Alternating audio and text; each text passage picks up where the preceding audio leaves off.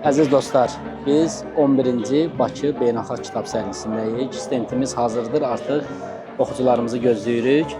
Bu arada çayımız da gəlib. Yer gəlmişkən, onda qeyd edeyim ki, bu şəhərdə kimsə yoxdur romanının 30-cu dəfə təkrar nəşrinə göstərdiyi dəstəyə görə Hacı Seylon çaylarına təşəkkür edirik. Həqiqətən də bu kitab əsl çayla oxunur.